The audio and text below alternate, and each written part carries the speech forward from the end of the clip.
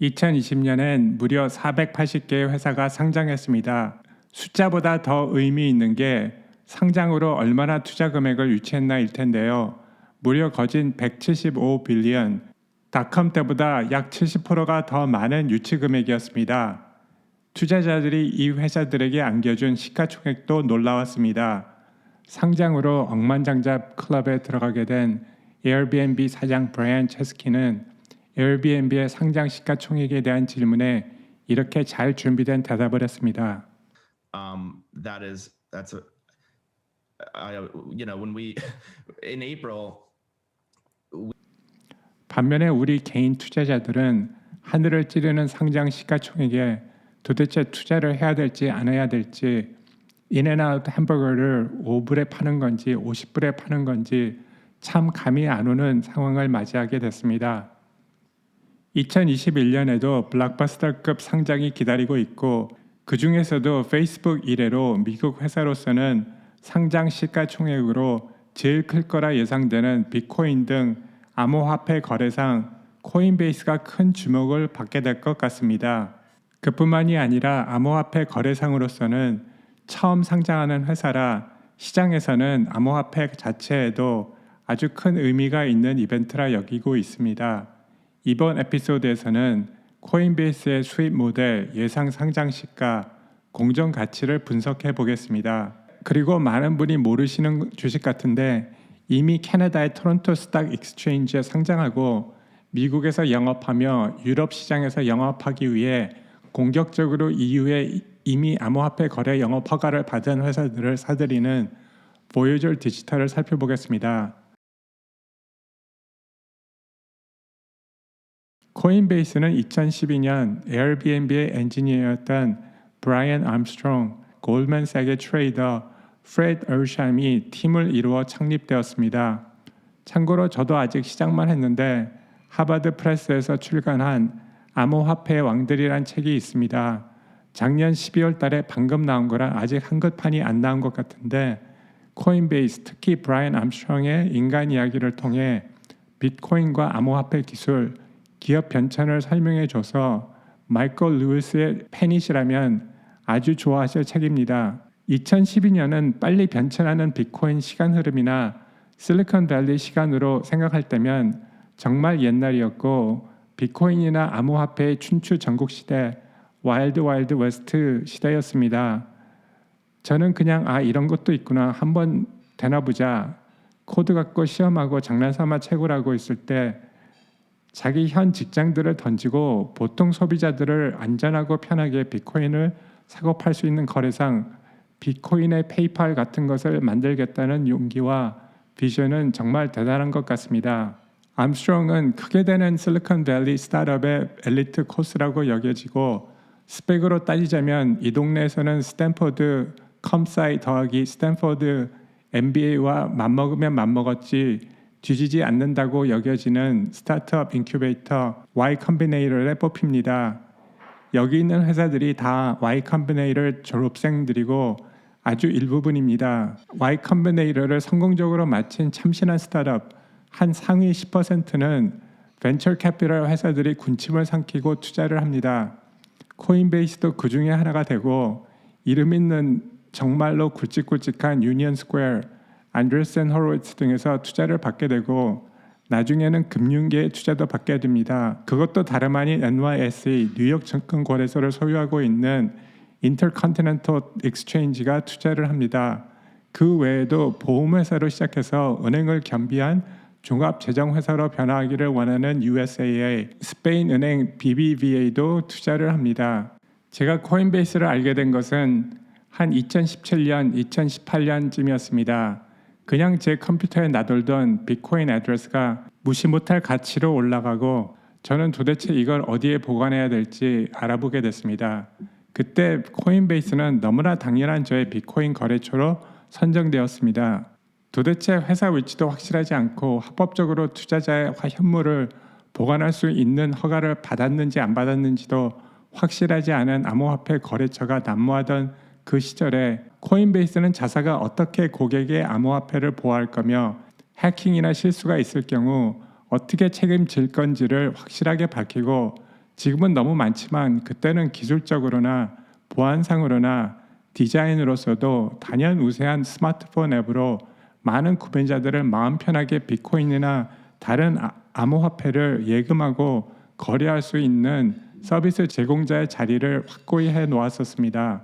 그리고 언제부터인지는 확실히 모르겠는데 현재는 미국 거주자의 코인베이스 구자 현금은 미국 은행과 마찬가지로 FDIC 보험으로 각 구자는 25만 불까지 보험 가입이 돼 있습니다.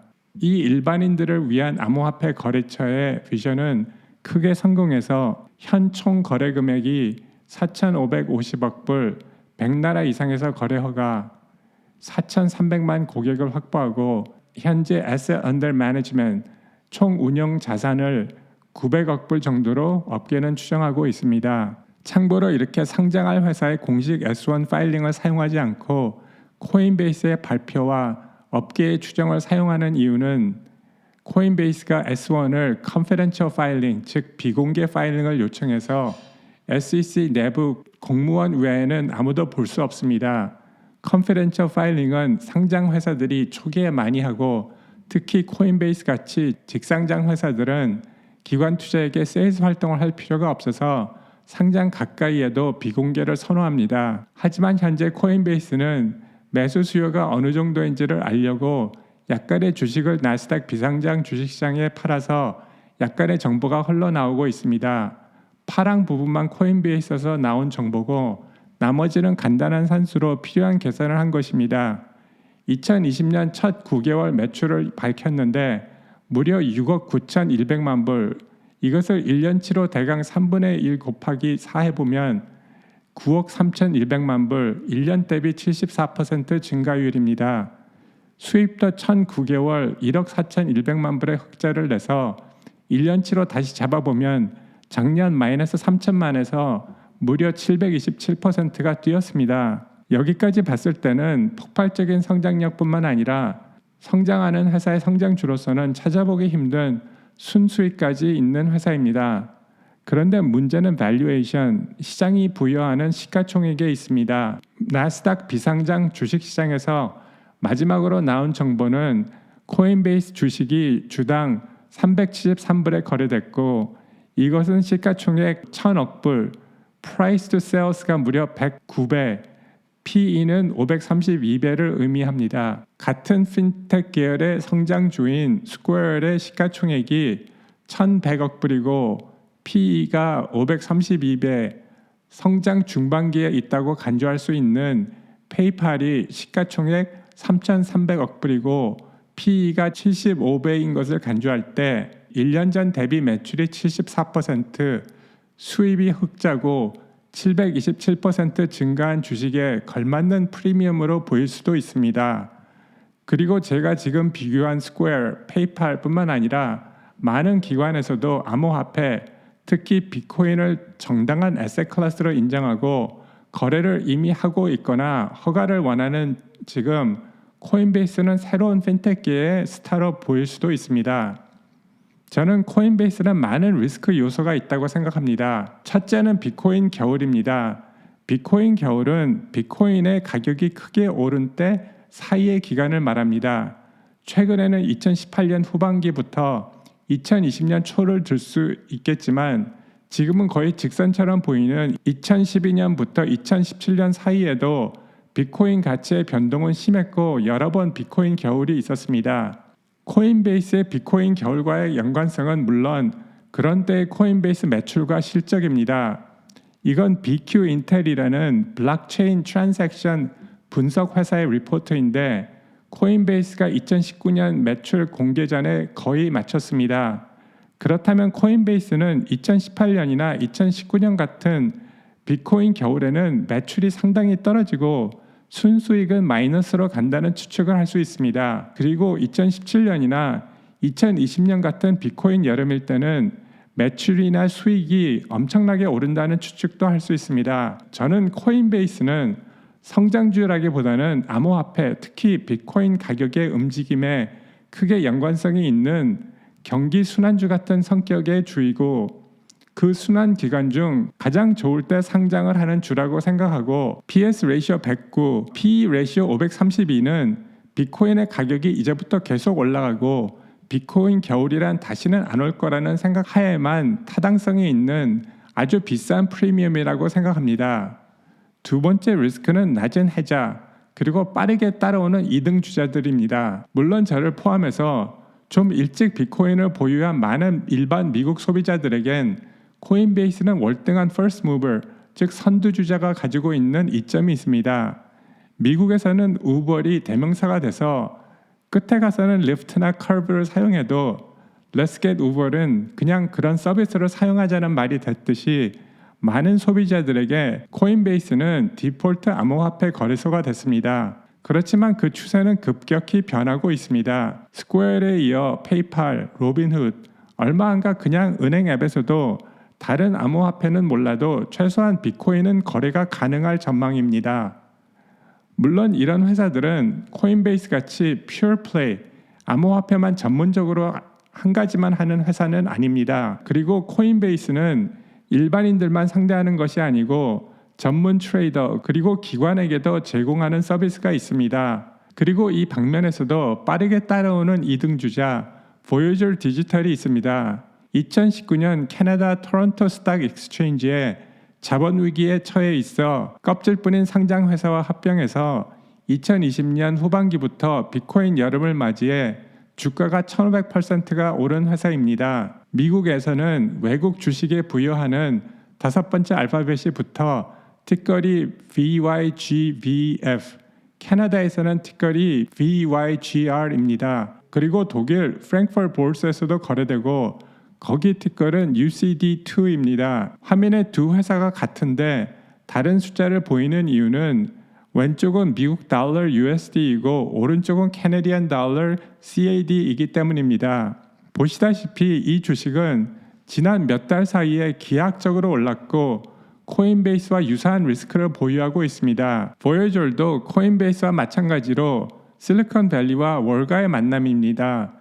이 4명의 창업 멤버 중 많이 거론되는 스테판 얼릭은 이 트레이드의 중역, 오스카 살라잘은 우버의 초기 CTO, 최고 기술 책임자였습니다. 코인베이스를 교과서 삼아 일반 소비자는 편리함, 안전, 그리고 합법적임에 민감하다는 것을 알고 상장을 해서 캐나다의 상장 회사로서의 법적 제재 하에 일부러 있고 미국 거주자 계좌의 현금은 25만 불까지 FDIC 보험에 가입돼 있습니다. 그러나 코인베이스 같이 암호화폐 오프라인 보관이나 온라인 보관 시의 손실에 대한 보험은 없습니다. 높은 이자도 주고 코인베이스가 주지 않는 여러 이점이 있지만 저는 이 하나 때문에라도 저의 비트코인을 보여졸로 옮기지는 않을 것입니다. 제가 캐나다 시장을 잘 몰라서 그런지 보여졸의 재무제표를 도저히 찾을 수 없었고 찾은 것은 주로 회사 발표 내용들이었고 특히 그 중에 눈에 띈 것은 2021년 2월 그러니까 이번 달에 Asset Under Management 총 운영 자산이 11억 5천만 불이 되었다는 발표였습니다. 그런데 2020년 12월에는 총 운영 자산이 2억 3천만이었다가 한 달 사이에 5배가 늘었다는 발표입니다. 확실히 이 회사도 코인베이스와 같이 비트코인 여름을 누리고 있는 것 같습니다. 그럼 이 회사는 코인베이스에 비교해서 좀 말이 되는 시장 총액을 가지고 있는지 알아볼 필요가 있겠습니다. 보여졸의 CEO 스테판 얼릭은 매출이 대충 총 운영 자산의 10% 정도로 나온다고 말했습니다. 그 말을 믿고 계산해 보면 2021년 예상 매출이 1억 1,500만, PS 레이시오가 17배로 나옵니다.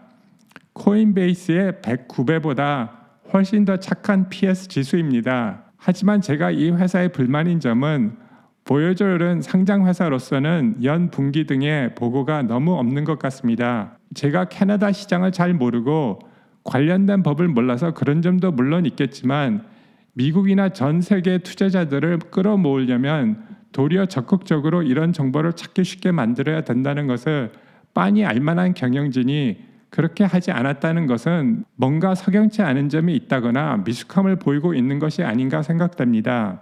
세 번째 리스크는 코인베이스가 상장주라는 그 자체입니다.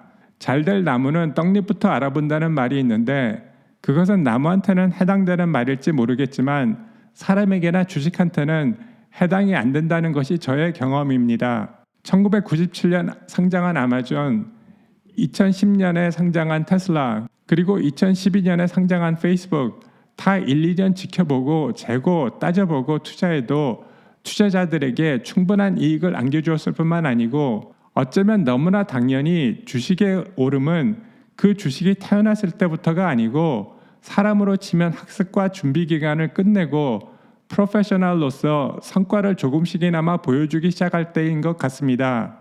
화려한 상장 그리고 이 회사는 정말 되겠다 싶었는데 상장 때가 제일 피크고 제대로 된 연산 발표부터는 내리막인 회사들이 너무 많은데 그런 회사들이나 그런 주식에 투자한 분들은 뉴스감이 아니라 뉴스에도 안 오르고 대박 주식, 대박 성공 케이스로만 주로 뉴스에 올라 많은 시청자들은 좋은 주식을 빨리 알아보고 빨리 투자해야 된다는 강박관념에 쌓이게 만드는 것 같습니다. 그럼 이제 마무리를 하겠습니다. 코인베이스는 제가 개인적으로 만족하게 사용하는 서비스고 최소한 미국에서는 확실한 first mover advantage가 있는 회사입니다. 그 어드밴티지를 레버리지로 이젠 전 세계로 영역을 넓힌 경영진의 집행도 탁월한 것 같습니다. 비트코인이나 암호화폐가 미국 사회에 일반화된 것은 코인베이스의 기여가 크다고 생각합니다. 하지만 현재 예상 시가총액은 1차의 5차 간격도 남기지 않는 가격이고 코인베이스와 깊은 연관성이 있는 암호화폐라는 에셋 클래스가 가격과 관심의 변동성이 심하고 그것을 따라 코인베이스의 매출 수익, 그러므로 주가가 심하게 움직일 수 있다는 것을 감안 안 한 것 같습니다. 왕자의 게임을 봐서 잘 아시겠지만 겨울은 꼭 오고 그때 다시 검토해도 늦지 않을 것 같습니다. 한 가지는 비트코인은 재정적인 측면도 있지만 사회적, 정치적, 이념적인 측면도 있어 코인베이스 상장은 게임스탑 같은 현상을 불어일으킬 수도 있습니다. 많이 들어보셨겠지만 Bulls and bears get money, but pigs get slaughtered 이라는 말이 있습니다. 상승을 예상하는 황소와 하락을 예상하는 곰은 돈을 벌지만 욕심을 부리는 돼지는 소세지가 된다는 말같이 만약에 포지션을 가지게 되시면 웬만한 선에서 정리하는 게 어떨까 싶습니다. 저는 솔직히 보여줄 디지털이 많은 분들이 잘 모르는 숨어있는 패스트 팔로워, 우버의 리프트이기를 바랬습니다. 어쩌면 그럴 수도 있지만 상장한 회사치고는 공식적인 자료가 너무 없어서 좀 당황했습니다. 일본어의 일자도 모르지만 그래도 찾기 원하는 공식 자료를 다 찾을 수 있었는데 암만 다른 나라라지만 같은 영어를 쓰고 같은 북미에 있는 캐나다에 상장한 회사의 공식 자료가 이 정도로 찾기 어렵다는 것은 좀 어이가 없었습니다. 저는 구매할 용의가 충분히 있었던 구매자로서 이렇게 가게를 100불어치 살려고 맘먹고 들어갔다가 1불어치 맛배기만 사고 나가게 한 책임은 순전히 그 가게에서 판매하시는 분에게 있고 아니면 선전한 상품이 아예 없다고 생각합니다. 코인베이스의 상장 날짜가 가까워지면서 뉴스나 그 외 미디어에서 수많은 분석이 나오겠죠. 이 에피소드도 그 중에 하나지만 조금 일찍 나가서 리액션이 아닌 액션을 취할 수 있는 정보가 되기를 바라며 이 에피소드를 끝마치겠습니다. 감사합니다.